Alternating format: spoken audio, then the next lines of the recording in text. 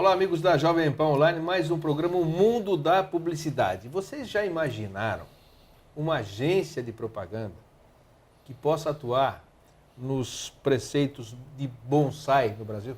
Ou seja, o que isso interfere em bonsai? Que eu vou perguntar direitinho o que é bonsai, essas coisas todas, para que a gente possa aprender mais. O que o bonsai pode melhorar na performance da agência e principalmente o que o bonsai, dentro de uma agência aplicado direitinho, com edição, treinamento, etc., como filosofia de vida, interfere na vida e nos negócios dos clientes dessa agência. Para falar sobre isso, nós vamos conversar com o presidente da Tagawa, o Alexandre Tagawa. Alexandre, obrigado pela sua presença aqui. Obrigado, Décio. Primeiro, é um prazer estar contigo, né? Além de eu ser fã diariamente, né? Todos os dias de manhã e através dos jingles. Obrigado. É muito importante poder estar falando aqui sobre uma filosofia, né? Nós vivemos a publicidade há muito tempo, né, Décio? Eu estou há 14 anos e você há bastante tempo conhecendo aí como é que funciona esse mercado. E durante muitos anos a gente trabalhou no formato convencional. É o formato convencional que a gente está acostumado. Pressão de cliente, aquela loucura toda para a gente trabalhar horas a fundo, fins de semana. A nossa profissão é essa mesmo. É essa, né? E aí chegou um momento, foi bem na crise mundial, que até foi um momento que eu tive que, infelizmente, demitir algumas pessoas. E 2009. Eu parei, isso, de 2008 para 2009. E aí eu parei para pensar, eu falei assim, olha, poxa, eu estou precisando de algum significado maior para eu poder conduzir dentro da comunicação algo diferente. Que eu possa, através de uma filosofia, praticar dentro da publicidade algo que eu possa unir um desenvolvimento criativo, uma evolução constante e, ao mesmo tempo, em paralelo, manter uma qualidade de vida boa, conseguir desenvolver um contexto que eu conseguisse gerar prosperidade. Então, nesse ponto, foi a partida da filosofia do bonsai. Agora, isso aí, qualquer empresa, qualquer agência que se preze, ou mesmo as que não têm, deveriam ter uma atenção muito maior, muito grande para os seus funcionários. Verdade. Né? Principalmente as multinacionais, tem treinamento, aquele negócio do psicólogo, cada um dá a mãozinha, que eu acho particularmente um desastre, né? Um dá a mãozinha para o outro, fecha os olhinhos e tal, começa a relembrar a infância. Teve uma vez lá que um cara confessou um monte de besteira que não deveria ter falado em grupo, depois se arrependeu, ficou queimado, virou multinacional, tudo. Mas muitas empresas, todas as empresas deveriam se preocupar com o bem-estar e com o desenvolvimento dos funcionários. Mas esse preceito bonsai, o que tem de diferente desse treinamento tradicional? Tá. E o que é o bonsai, realmente, que você possa nos explicar? Legal. Como filosofia, o bonsai é a miniaturização de uma árvore. E a grande força dele está nas raízes. Se você pegar um bonsai que realmente foi tratado para ser um bonsai, o bonsai é quando ele tira uma muda de árvore e ele começa a tratar ele em um vaso, tá? E nesse vaso, o que mais cresce nesta planta é a raiz. E aí, em filosofia, a nossa vida, ou até a nossa vida profissional, quanto mais profunda é a sua raiz, mais firmeza você tem. O bonsai, tradicionalmente, tem raiz profunda. Mais do que a arvorezinha aqui. Olha, se você pegar um bonsai e tirar toda a terra dele, ele fica uma imensidão, a raiz. E é daí que ela tira a força. E aí, dentro de um vaso, mais ou menos desse tamanho, ele vai formando raiz. E essa raiz vai ficando tão forte que ela faz com que o tronco fique firme, um tronco de árvore com mais idade, e a copa, que é onde dá os frutos, ela realmente se transforma numa coisa muito bonita. Esse é o bonsai. E esse é o bonsai. E quanto mais tempo ele tem, mais longevidade ele tem, mais valioso ele fica. Tem bonsais de 300, de 400 anos cultivados, né, lá no Oriente, que realmente ele tem um valor muito grande. E aí eu criei uma analogia do bonsai, na verdade foi minha equipe que me presenteou com essa filosofia, com o nosso negócio. Então eu parei para pensar, eu falei assim, nesse momento eu tinha vários clientes, atuava com muitos clientes, tinha 10, 12, 14 clientes, só que na verdade, no fim, a gente acabava entregando o mínimo de tudo e o máximo de nada. Então era como se a gente tivesse um jardim de eucaliptos, né? A raiz rasa, todo trabalhando em modelos pré-formatados, né?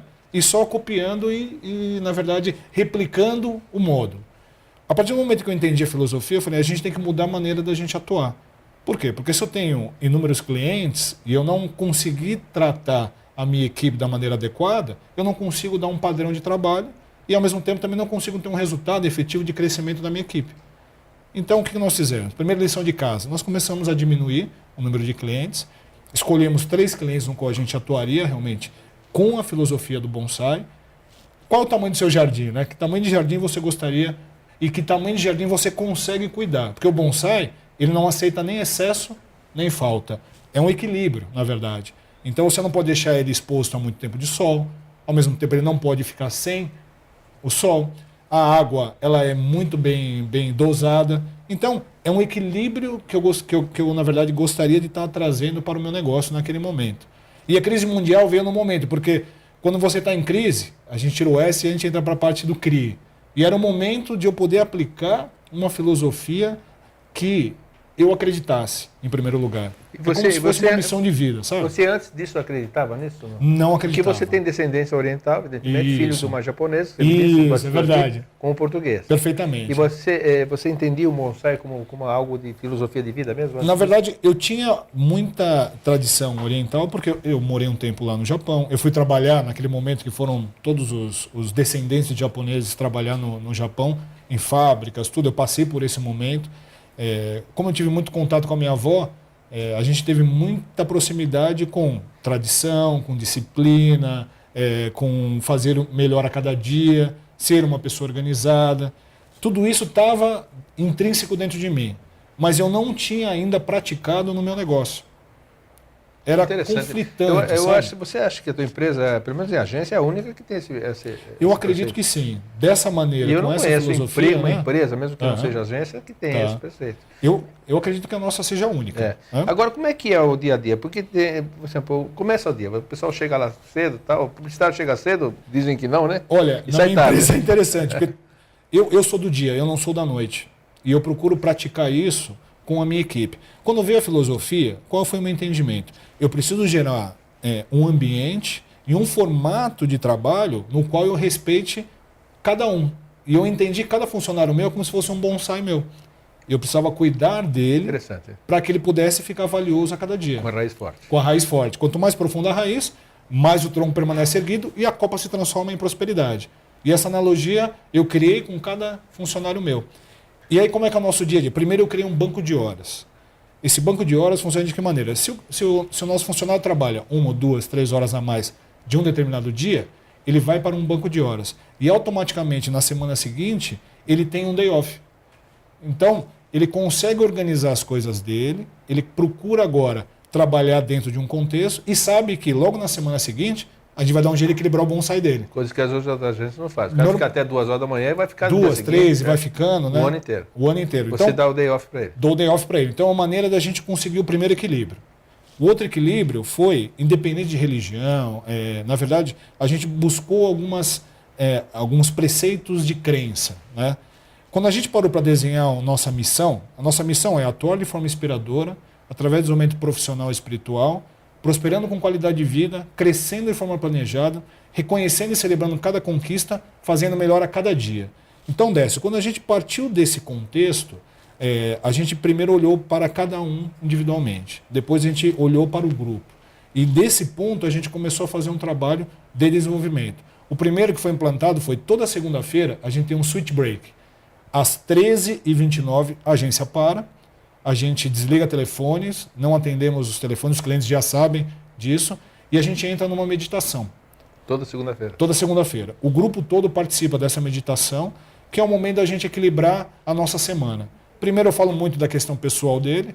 Então, olha, pensa na sua casa, pensa nas coisas que você gostaria de evolução para a sua vida, como é que você pode se tornar uma pessoa melhor, relacionando com a nossa missão, como é que você pode fazer melhor do seu dia.